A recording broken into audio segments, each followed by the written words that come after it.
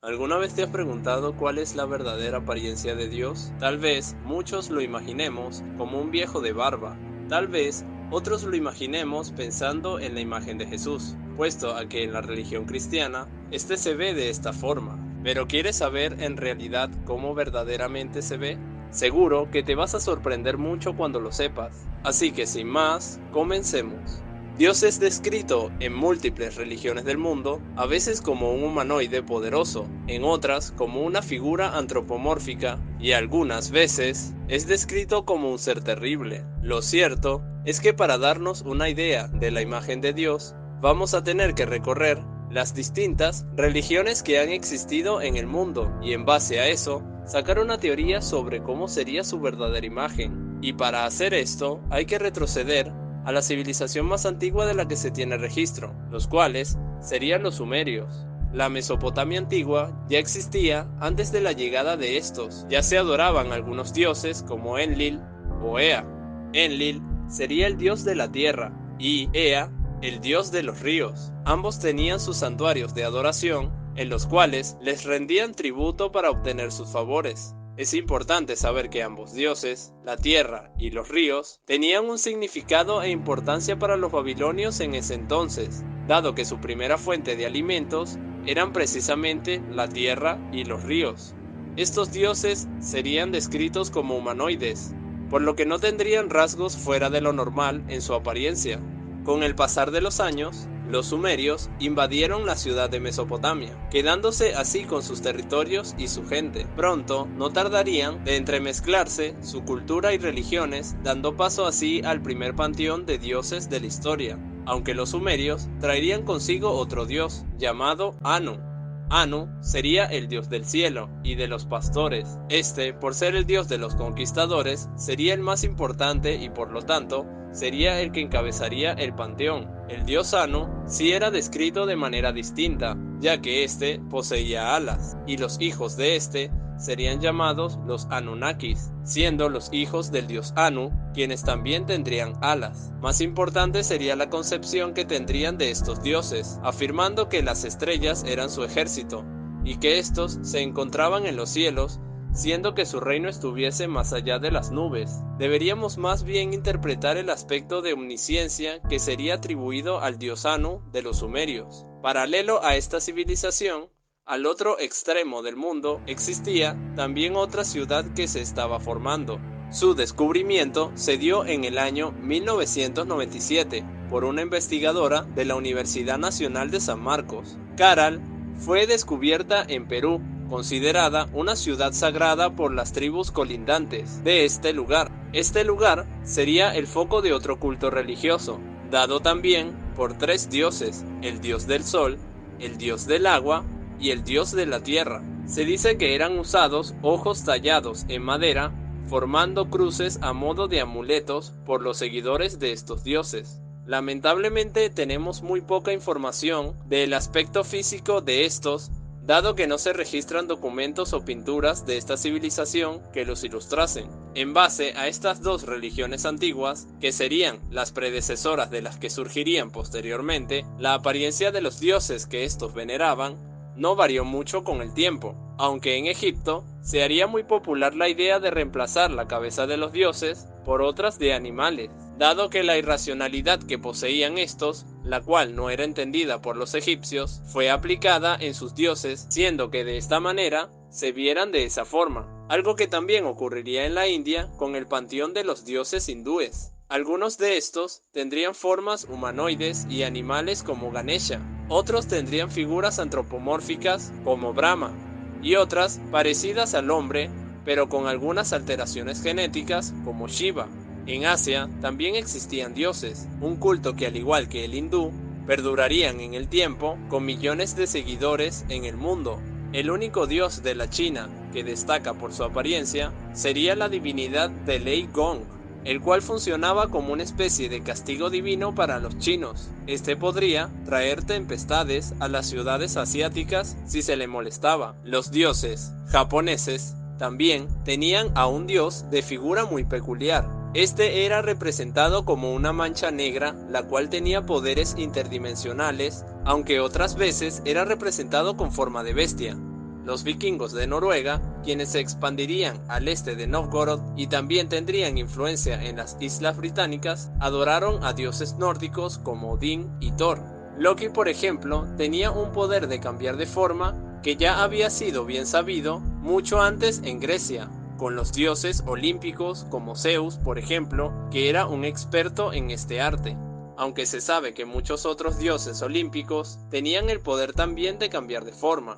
Es muy importante que hayamos repasado el aspecto y poderes que tenían estos dioses a lo largo de la historia, ya que estos recursos nos servirán para también tener una mejor idea de la apariencia del dios superior. Diríamos que este sería el dios creador del todo. Bien es cierto que para referirnos a un dios superior creador del universo, es importante referirnos a una deidad única. El monoteísmo sería crucial en darle forma a esta idea, ya que mientras las otras naciones tenían en su panteón a varios dioses, un pueblo muy antiguo en Medio Oriente ya tenía la idea de un dios más omnisciente y omnipresente, el cual sería Yahvé.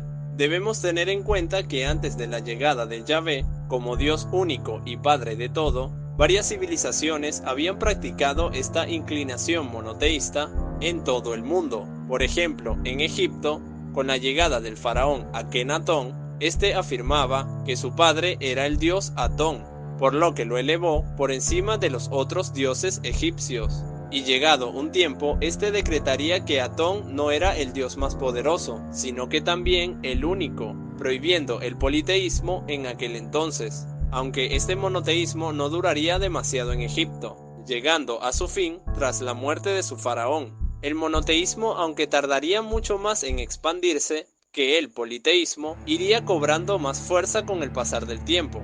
Este tomaba popularidad sobre todo por los gobernantes, quienes les era más fácil dirigir a su pueblo mediante esta doctrina, ya que particularmente eran ellos mismos los escogidos por estas deidades. En la India, por ejemplo, este se aplicó mucho con el shivaísmo, el culto a Shiva como deidad superior, aunque dado que la cultura hindú tenía muy arraigado el politeísmo, otros cultos tomarían fuerza como la adoración a Vishnu. En la China también se vería un intento de monoteísmo a través de las múltiples dinastías, primero con el culto a Shakti, quien era considerado el dios supremo, aunque con el avanzar de las dinastías, volverían paulatinamente entre el Tao y el confucianismo al culto de Shakti nuevamente, como único dios, aunque posteriormente con la llegada del cristianismo protestante se haría popular la fe en Cristo. En la protoeuropa, antes de que la religión celta y vikinga emergieran en el territorio, el concepto del sol, un dios masculino, y la tierra vista como una diosa femenina, era una idea muy popular en la zona, también haciendo énfasis en que ésta siempre existió. Se vio por ejemplo con el devenir de los sumerios que mencionamos anteriormente. Con los cananeos en el periodo dinástico arcaico surgiría un dios con un nombre muy peculiar. Su nombre era el dios El.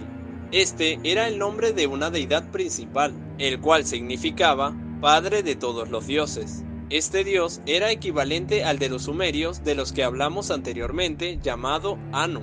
Por lo general, él se representaba como un toro, con o sin alas, por su fortaleza y potencia creativa, al igual que su primogénito, Adad.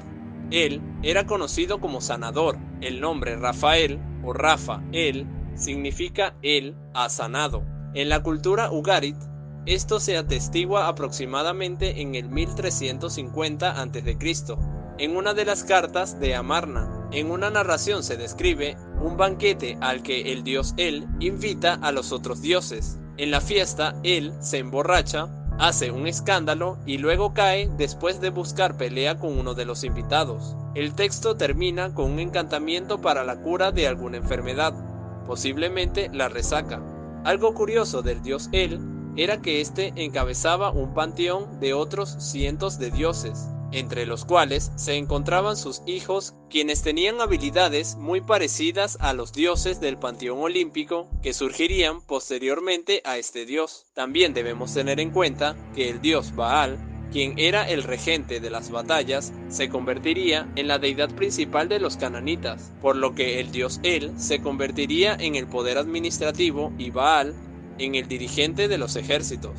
Todo esto es relevante, ya que conecta con el surgimiento del Dios de los judíos, que mencioné cuando me referí al monoteísmo, siendo que este fuera Yahvé. Este dios se documenta desde la Edad de Bronce. Se sabe que es un dios propio de los cananeos del Edom y del Sinaí, aunque no se tiene constancia de que este fuera parte del panteón original. La mención más antigua que se tiene de Yahvé se encuentra en textos egipcios que hacen referencia a un lugar similar asociado con los nómadas Yasu de Transjordania Sur. También es posible que el nombre de este dios haya sido el epíteto del dios El. Esto lo podríamos comprobar en Éxodo 3:14, y Dios respondió a Moisés: yo soy el que soy. Incluso unas tablillas de barro del siglo XV a.C. encontradas en Ugarit utilizan el epíteto YW para referirse a un dios del mar llamado Yan, hijo de El. Hay mucha más información sobre el surgimiento del dios Yahvé, aunque creo que dejaremos eso para otro video, ya que no queremos extendernos demasiado. Lo importante que debemos saber es que con el surgimiento del dios Yahvé como Dios único y Señor del universo, se le atribuirían rasgos más universales a este Dios, que no solo lo conectarían con el mundo, también con el cosmos. Con la venida de Jesús como hijo de Yahvé, también podríamos ver más reforzadas estas ideas. Recordemos que una de las principales razones del auge del cristianismo fueron el contexto en que éste nació.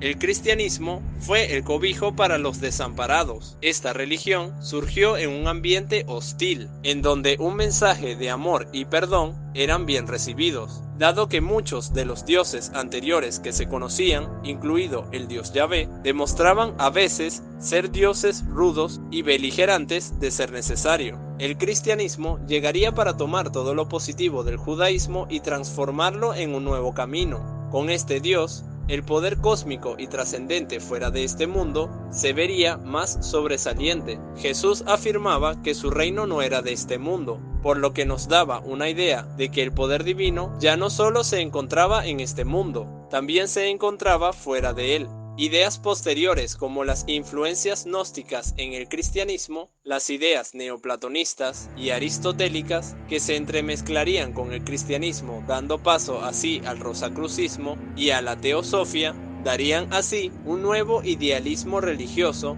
que nos haría ver que el aspecto de Dios poco a poco pasaba de ser una imagen de un hombre a mucho más que solo eso. Aunque muchas veces se le quiera dar a la imagen de Dios un significado más humanizado, como un hombre o una entidad pero palpable a fin de cuentas, ha estado muy influenciado por nuestros conceptos de percepción de lo visible. Queremos darle una imagen humana a Dios porque queremos sentirnos identificados con Él. Esto se demuestra en todas las ilustraciones hechas a deidades que, de no ser humanoides, tenían rasgos animales, ya que veíamos la sabiduría incomprensible de estos dioses como algo irracional, y esa irracionalidad era representada con formas animales. Aún así, y volviendo al hecho de que Dios cada vez tomó características más omnipotentes, ¿qué pensarías si te digo que Dios en realidad está ahí cada vez que abres los ojos por las mañanas? ¿Y qué pensarías si Dios está ahí cada vez que sales de tu casa, tomas un bus o manejas en tu auto al trabajo? ¿Y qué te parecería el saber que cada vez que hablas con alguien, que cada vez que regañas a tu hijo porque hizo algo que no te gustó o intentas educarlo, Dios también está ahí presente? Incluso cuando besas a tu pareja demostrando el afecto que sientes por él o ella, Dios también está ahí. La verdad de la apariencia de Dios es que, aunque hemos intentado dársela siempre, este no tiene apariencia alguna. Dios no tiene forma ni tiene aspecto físico, porque Dios es todo lo que existe. Eso no significa que Dios no pueda adoptar una forma humana. Esto lo vimos en dioses que podían cambiar de forma. La verdad es que Dios es todo a la vez. Dios puede ser muchos dioses o uno solo de ellos. Dios puede ser mujer, hombre, animal, una nube, un rayo o un planeta. Dios en realidad puede ser cualquier cosa, ya que Dios es el universo mismo. En los textos bíblicos se dice: